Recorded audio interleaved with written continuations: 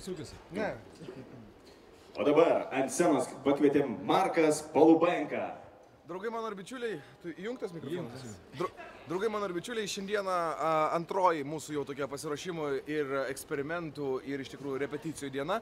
Ir pagaliau mes susipažinom ir sužinom, kas yra Markas Polubenka. Tu esi Markas Polubenko? Ne. O, tai kas yra Markai? Labas.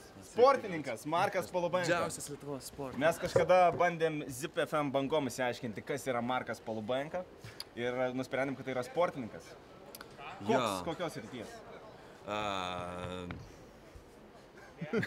Liežuvių kalbasina taip greitai, kad... Markai, matėm tavo labai šiandien yra įspūdingas ir gražus kostiumas.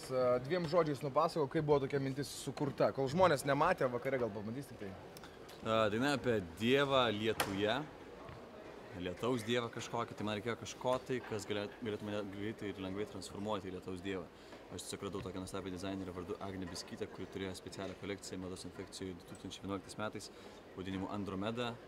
Ir būtent šis Ichtiandro kostiumas ir buvo tas taškas galutinis toje kolekcijoje. Tai vat visiškai nesudvėjau, kai reikėjo rinktis kostiumą. Tu nebijai tokios didelės salės, tiek daug Aš jau čia buvau. Aš apšildžiau. Keitė melą apšildžiau. Žinai, mes kai atėjom į soundchecką čia, aš išgirdau tavo balsą ir galvojau, o blemba, Coldplay dainuoja.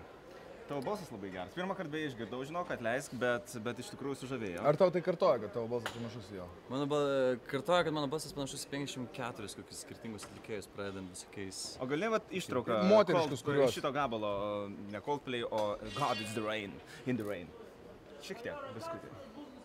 In 2063. Ačiū labai. Tai buvo Markas Polubenka, draugai mano. Ir ko gero, Markai, tau reikės būti čia kažkada, nes reikės atsimti apdovanojimą, tu esi pretenduojamas į metų proveržį, man atrodo, ar ne? Viską pažiūrėsim. Mamos apdovanojimuose 2012 su vedėjais superradistais. Ar mano balsas gerai skamba čia? Roka, pažiūrėk. Gerai? Sveikas, aišku gerai. Kažkaip senai matėmės. Nu, senai. Sveiki. Labas.